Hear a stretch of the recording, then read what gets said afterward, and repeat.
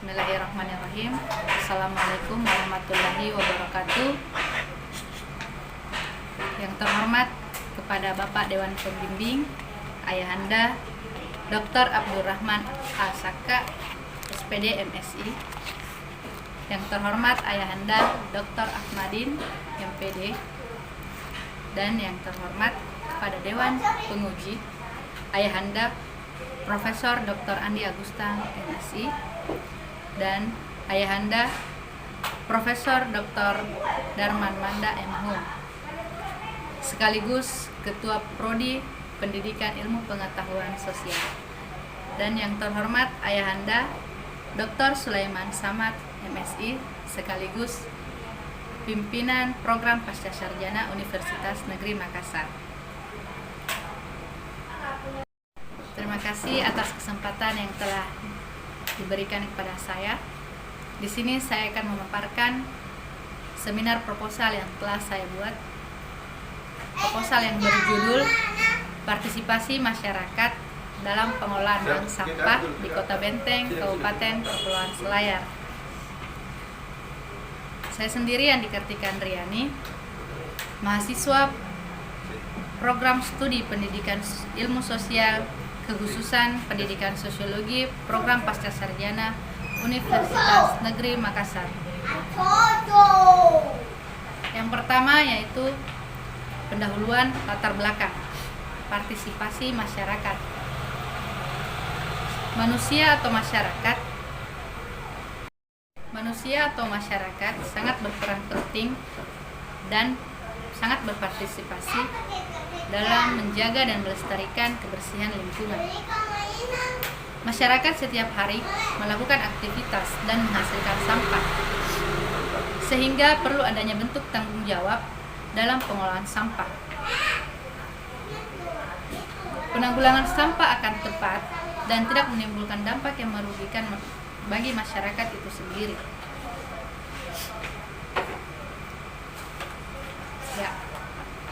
Kebersihan lingkungan merupakan salah satu tolak ukur kualitas hidup masyarakat.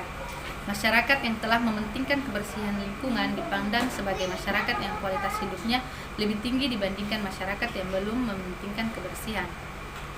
Salah satu aspek yang dapat dijadikan indikator kebersihan lingkungan adalah sampah. Salah satu terobosan besar dalam pengelolaan sampah di Indonesia adalah program bank sampah.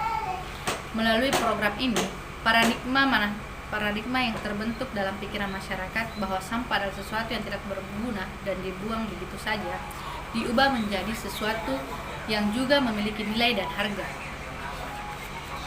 Salah satunya bank sampah di Kabupaten Kepulauan Selayar yang didirikan pada tahun 2013. Menurut Peraturan Daerah Nomor 6 tentang Pengelolaan Sampah, tujuan berdirinya bank sampah ini karena adanya bentuk keprihatinan pemerintah dengan bertambahnya jumlah produksi sampah di daerah ini. Hal ini disebabkan karena pertumbuhan penduduk tentu yang semakin besar. Oleh karena itu, dibuatlah salah satu kemitraan dalam penanganannya yang dimana pola kegiatannya ini dilaksanakan dengan bermitra antara pengelola bank sampah dan masyarakat. Pengelolaan sampah yang dilakukan oleh pemerintah melalui Dinas Kebersihan dan juga masyarakat secara langsung belum dapat berjalan secara optimal. Jika pengelolaan sampah tidak dapat dilakukan secara optimal, tentu akan berdampak pada lingkungan dan kesehatan masyarakat itu sendiri.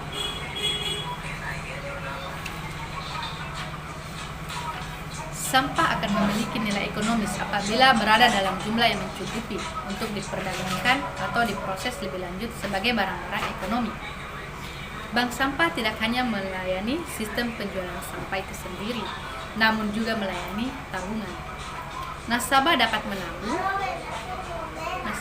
menabung uang hasil penjualan sampah untuk disimpan di bank sampah. Di sini, dengan adanya keikutsertaan masyarakat untuk bergabung dan menjadi nasabah di bank sampah dan melakukan kegiatan memilah, mengelola, dan memanfaatkan sampah skala rumah tangga, setidaknya dapat dilihat sebagai sebuah proses perubahan nilai dan sikap kesadaran masyarakat dalam memandang sampah yang mereka hasilkan. Rumusan masalah mengacu pada latar belakang yang telah saya paparkan tadi. Maka rumusan masalah dalam penelitian ini yaitu yang pertama, mengapa masyarakat Kota Benteng berpartisipasi dalam pengelolaan bank sampah? Yang kedua, bagaimana bentuk partisipasi masyarakat Kota Benteng dalam pengelolaan bank sampah? Yang ketiga, bagaimana implikasi partisipasi masyarakat Kota Benteng dalam pengelolaan bank sampah terhadap keberlanjutan ekologi? Tujuan penelitian. Berdasarkan pada rumusan masalah yang telah ditentukan, adapun tujuan penelitian yang ingin dicapai dalam penelitian ini adalah: yang pertama, alasan masyarakat Kota Benteng berpartisipasi dalam pengelolaan bank sampah di Kota Benteng, Kabupaten Kepulauan Selayar. Yang kedua, bentuk partisipasi masyarakat dalam pengelolaan bank sampah di Kota Benteng, Kabupaten Kepulauan Selayar. Yang ketiga, implikasi partisipasi masyarakat dalam pengelolaan bank sampah terhadap keberlanjutan ekonomi di Kota Benteng, Kabupaten Kepulauan Selayar. Manfaat penelitian di sini ada dua, manfaat teoritis dan manfaat praktis. Tinjauan pustaka, partisipasi masyarakat. Partisipasi menurut tata bahasa berasal dari kata participation, yang artinya ikut serta. Adapun pengertian masyarakat secara etimologis, masyarakat artinya pergaulan. Gaventa dan Valderma menegaskan bahwa partisipasi masyarakat telah mengalihkan konsep partisipasi menuju suatu kepedulian dengan berbagai bentuk keikutsertaan masyarakat atau warga dalam pembuatan kebijaksanaan dan pengambilan keputusan di berbagai gelanggang kunci yang mempengaruhi kehidupan warga masyarakat. Bank sampah.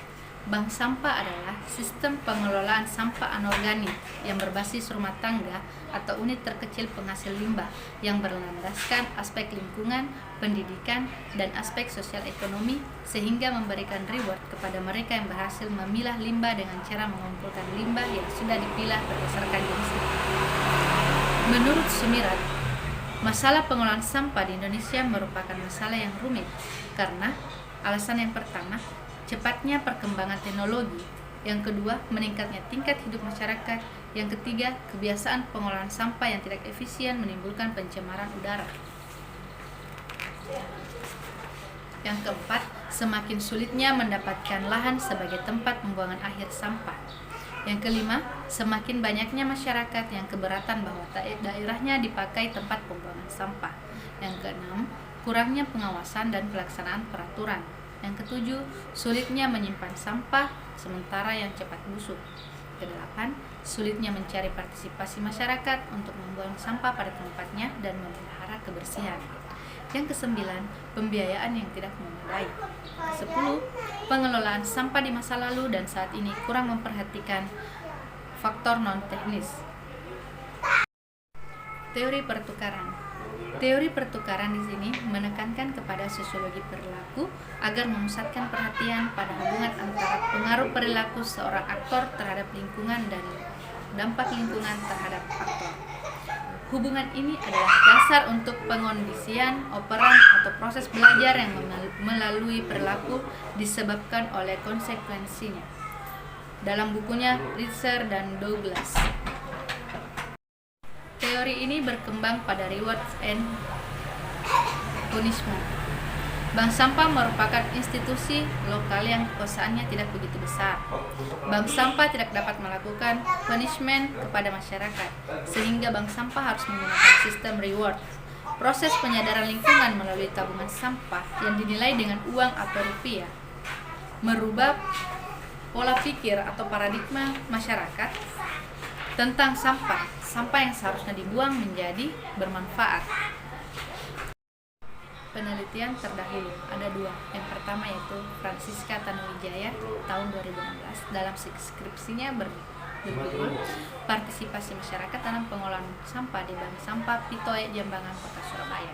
Yang ketiga Ismawati tahun 2019 dalam judul Gambaran Partisipasi Masyarakat dalam Pengelolaan Sampah pada Bank Sampah UKM Mandiri di RW 002 Kelurahan Tama Mangu, Kecamatan Panakukang, Kota Makassar.